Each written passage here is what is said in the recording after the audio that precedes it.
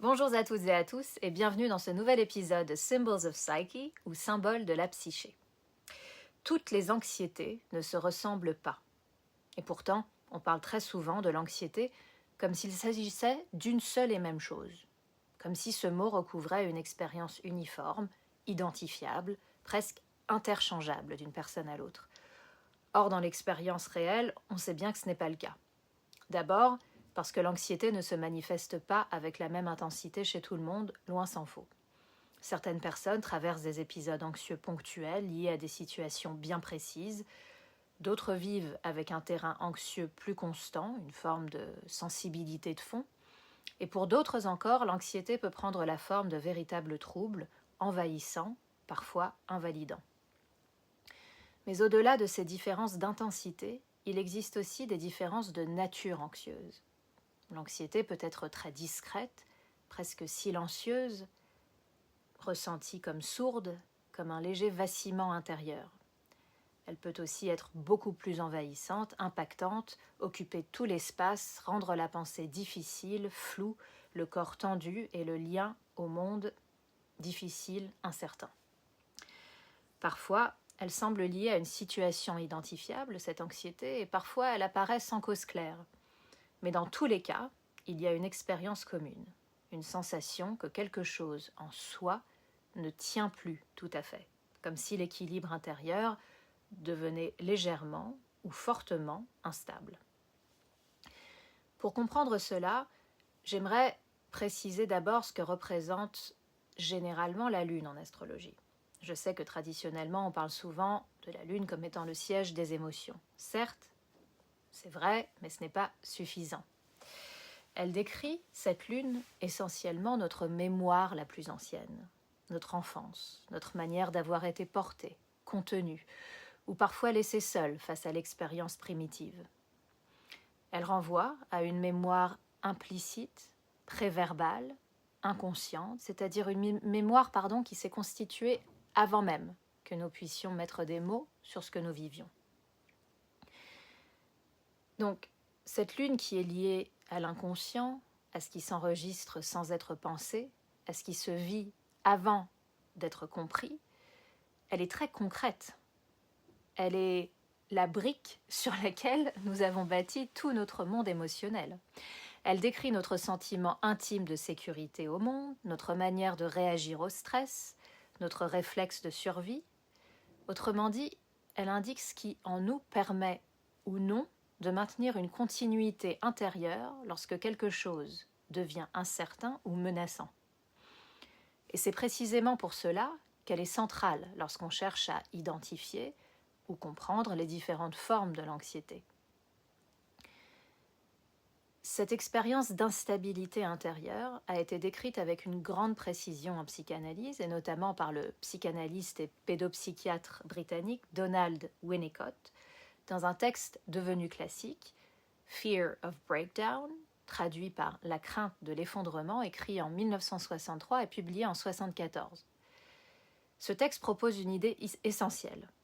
Il explique que ce que nous appelons parfois angoisse ou anxiété peut être lié à quelque chose qui en réalité a déjà eu lieu, non pas sous forme d'un souvenir conscient, mais sous forme d'une expérience qui n'a pas pu être vécue pleinement au moment où elle s'est produite. Une rupture, une discontinuité, un déchirement, un défaut d'environnement suffisamment contenant, rassurant. Et faute d'avoir été intégrée, cette expérience reste comme en suspens dans le psychisme. Ce que le sujet redoute alors, ce n'est pas tant un événement ou un effondrement futur, c'est la possibilité d'un effondrement déjà survenu, mais qui n'a jamais pu être éprouvé ou symbolisé. Et c'est précisément pour cela que cette angoisse est si difficile à localiser, qu'elle est flottante, qu'elle nous échappe, parce qu'elle ne se situe pas simplement dans le présent. Elle relève d'un temps particulier, ou peut-être même qu'elle est hors du temps, d'un avant du symbolisable, d'un registre pré-symbolique, ou peut-être plus justement encore, sans faire trop d'associations ou de jeux de mots, d'un avant anté-symbolique.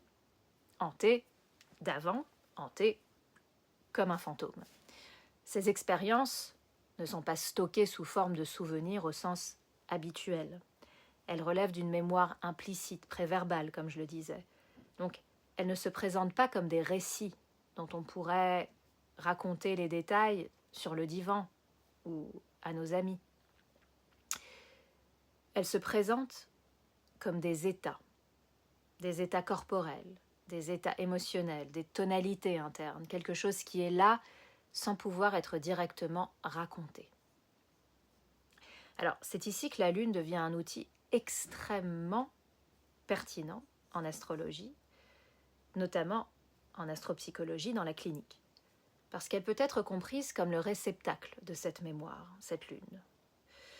Une mémoire non linéaire, non temporelle, dans laquelle les expériences précoces continuent d'exister non pas comme des événements passés, mais comme des formes actives susceptibles de se réactiver dans la vie adulte. Et c'est pour cela que toutes les anxiétés ne peuvent pas se ressembler, parce que la manière dont chacun et chacune tente de maintenir sa sécurité intérieure n'est jamais la même. Avant d'aller plus loin, il est important de préciser quelque chose. Un thème astral est une structure infiniment plus complexe que ce que l'on peut aborder ici.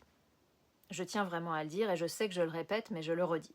La Lune, à elle seule, ne suffit jamais à rendre compte de l'ensemble du fonctionnement psychique d'un individu. C'est pour ça que les typologies, les livres, les profils sont beaucoup trop partiels pour pouvoir s'identifier à cela.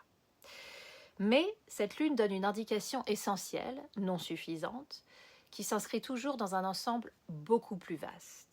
Les exemples que je vais proposer sont donc nécessairement simplifiés, pour ne pas dire simplistes.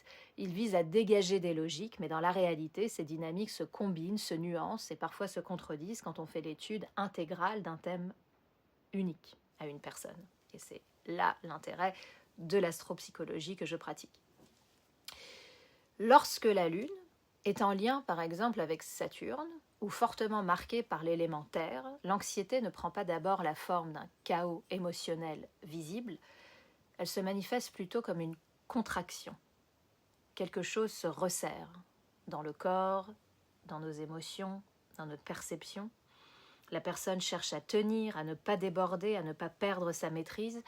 Elle peut devenir plus rigide, plus soucieuse de bien faire, plus préoccupée par l'ordre, par la prévisibilité, par la possibilité d'éviter les erreurs.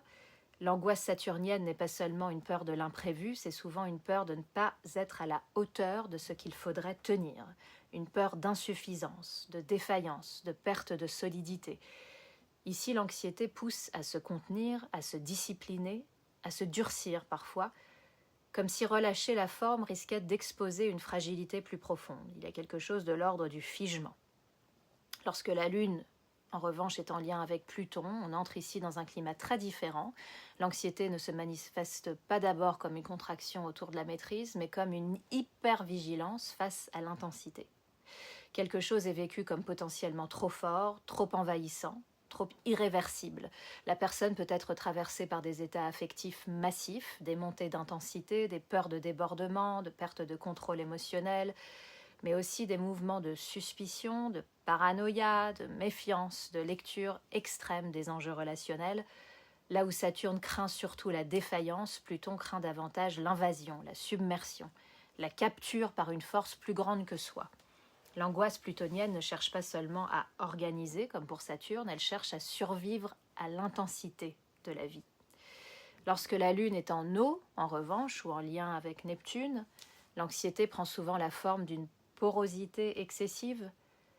Ici, ce n'est pas tant la structure qui menace de céder, ni l'intensité qui menace de tout emporter, mais la difficulté à maintenir des frontières psychiques suffisamment nettes.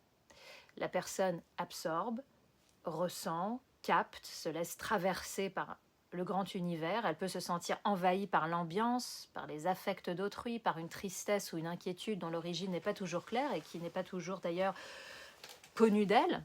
L'angoisse, donc du coup, se présente pas du tout nécessairement comme une panique nette. Elle peut être diffuse, flottante, liquide quasiment, sans objet précis. C'est souvent une angoisse de dissolution, de confusion, de perte de repères, de perte de contours. Et on ne se sent pas donc suffisamment séparé du reste du monde pour se sentir stable. Lorsque la Lune, en revanche, est en lien avec Uranus, c'est un registre plus aérien, plus discontinu, l'anxiété apparaît sous la forme d'une instabilité plus brusque, plus erratique. Ce n'est pas une angoisse qui monte lentement, c'est une angoisse qui coupe, qui fracture, qui interrompt la continuité d'être. La personne peut très bien aller, puis basculer. Elle peut ressentir une agitation nerveuse, une difficulté à s'installer, une tension électrique, parfois une hypersensibilité à l'imprévu, au changement de rythme, à l'intrusion ou à la contrainte. Besoin de liberté très fort aussi dans les lunes uraniennes. Donc là où Neptune, par exemple, dissout, Uranus disjoint. Là où Saturne fige, Uranus disperse. L'angoisse n'est pas forcément profonde, mais c'est une angoisse qui rompt un fil de continuité et c'est une impossibilité à se stabiliser dans une tonalité durable quand l'angoisse uranienne émerge. Lorsque la Lune est en air, sans que cela révèle nécessairement d'Uranus, c'est un autre type d'air, l'anxiété passe plus volontiers par la mentalisation. Ici, il faut comprendre, nommer, relier, mettre en mots. Le sujet cherche souvent à restaurer sa sécurité par le sens, par l'intelligibilité, par la circulation psychique, par la logique. L'angoisse se manifeste alors par des ruminations, des hypothèses, des scénarios, une pensée qui tourne en rond et qui tente de résoudre ce qu'elle ne parvient pas à apaiser. C'est moins une angoisse de débordement émotionnel qu'une angoisse de surcharge cognitive, de dispersion, d'emballement mental, enfin bref, c'est plus le burn-out quoi. Enfin, lorsque la Lune est en feu, l'anxiété apparaît souvent lorsque l'élan vital est empêché. Ici, c'est plutôt la sécurité qui passe par le mouvement, l'initiative, l'action, la capacité à répondre, à se projeter. Quand cet élan est bloqué, contrarié, humilié ou ralenti, l'anxiété peut se transformer en agitation, en irritation, en colère, en impatience, parfois même en rage. Ce n'est pas une angoisse silencieuse, c'est une angoisse qui brûle, qui cherche une issue, qui supporte mal l'impuissance. Bref, dans toutes ces configurations diverses et variées, l'anxiété n'est pas simplement un problème, mais on peut l'identifier dans le thème via la lune spécifique de chacun. L'anxiété, en réalité, est une tentative par le psychisme de trouver une solution, une tentative de maintenir quelque chose en l'état qui nous maintient stables. L'angoisse, souvent, tente de contenir ce qu'elle n'arrive pas à contenir. Elle tente de ne pas être débordée elle-même. Et c'est là que le travail astropsychologique devient réellement intéressant, non pas pour supprimer l'anxiété, ce n'est pas une formule magique, loin de là, mais pour comprendre ce qu'elle est en train de faire et pourquoi elle circule ainsi en nous. Comprendre ce qu'elle permet, ce qu'elle empêche et ce qu'elle protège. Parce que tant que cette logique reste invisible, l'anxiété est vécue comme un problème, évidemment. Alors qu'en réalité, elle est déjà le début de la réponse. Comprendre son anxiété, ce n'est pas devenir parfaitement calme ou un maître du bouddhisme zen. C'est devenir plus précis, plus lucide, et commencer à déplacer ce qui jusqu'ici devait absolument, coûte que coûte, tenir. Et ce travail de contenance, dans le travail thérapeutique, de lâcher prise, est essentiel dans un cadre de confiance pour pouvoir réinstaurer un sentiment de stabilité intérieure. Je précise, pour terminer, que les pistes proposées ici restent nécessairement partielles. Elles ouvrent des directions de compréhension, mais ne remplacent jamais l'analyse complète d'un thème individuel, ni le travail clinique qui peut s'y associer. Si ces questions résonnent dans votre propre trajectoire, je propose également des consultations. Vous trouverez les informations en description. En tout cas, je vous remercie de votre écoute et je vous dis à très bientôt pour un prochain épisode sur Symbols of Psyche.